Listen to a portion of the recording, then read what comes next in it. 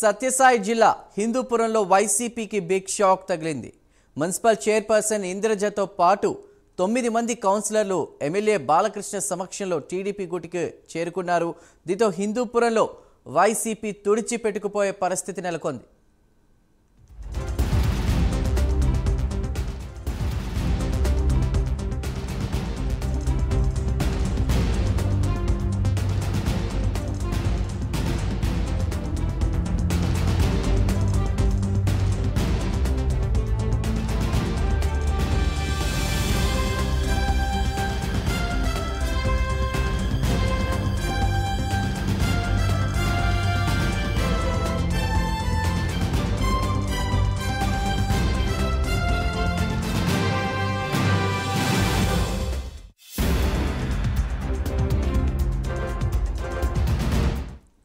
గత స్థానిక సంస్థల ఎన్నికల్లో హిందూపురం మున్సిపల్ పరిధిలో 38 వార్డుల్లో 30 మంది వైసీపీ నుండి కౌన్సిలర్లుగా విజయం సాధించారు.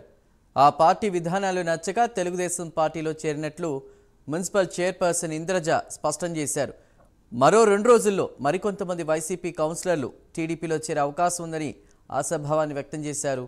దీంతో చైర్పర్సన్ పదవి దాదాపు టీడీపీ ఖాతాలో చేరినట్లే అని హిందూపురం వాసులు భావిస్తున్నారు.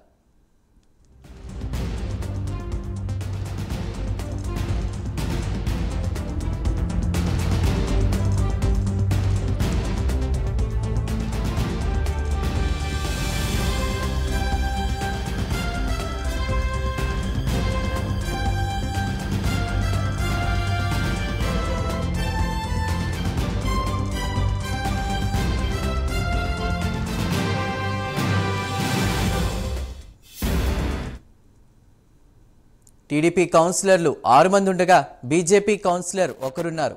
ఎంఐఎం కౌన్సిలర్ ఒకరు గతంలోనే టీడీపీలో చేరిపోగా తాజాగా 10 మంది కౌన్సిలర్లు టీడీపీలో చేరడంతో ఆ పార్టీకి దాదాపుగా మెజార్టీ సభ్యుల బలం చేకూరినట్లయింది.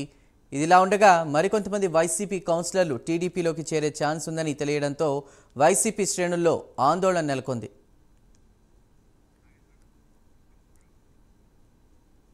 ఇదే అంశంపై మరిన్ని వివరాలు మా ప్రతినిధి నాగేంద్రనాథ్ అందిస్తారు. నాగేంద్రనాథ్, చెప్పండి. చందు, ఉమ్మడి అనంతపురం జిల్లాలో ముఖ్యంగా వైకాపా ఖాళీ అవుతుందని చెప్పొచ్చు. అనంతపురం జిల్లా అధ్యక్షుడు కూడా ఇప్పటికే పైలా నరసింహయ్య ఆయన రాజీనామా చేయడం జరిగింది. అలాగే హిందూపురం సంబంధించిన కౌన్సిలర్లు మొత్తం 38 మంది కౌన్సిలర్లు ఉంటే 6 మంది టీడీపీ వాళ్ళు గత ఎన్నికల్లో గెలిచారు. బీజేపీ తరఫున ఒకరు గెలిచారు, ఎంఐఎం తరఫున ఒకరు గెలిచారు. ఎంఐఎం తరఫున గెలిచిన వాళ్ళు ఆల్రెడీ ఎన్నికల మునిపే టీడీపీ పార్టీలో చేరడం జరిగింది. అప్పటికి టీడీపీకి సంబంధించి 8 మంది కౌన్సిల్లో ఉన్నారు, 30 మంది వైకాపా వాళ్ళు ఉన్నారు. నిన్నతో 9 మంది చేరడంతో 17 మంది వైకాపా కౌన్సిలర్లు, మొత్తం అంతా టీడీపీకి సంబంధించి 17 మంది కౌన్సిలర్లు ఉన్నారని చెప్పొచ్చు. మిగతా 35 మందిలో మిగతా వాళ్ళు కూడా వస్తున్నారు అని చెప్పడంతో ఎక్కువ మంది టీడీపీ చేరతారని చెప్పడంతో వైకాపా వాళ్ళలో ఆందోళన నెలకొంది. Sir, right, thank you Nagendra.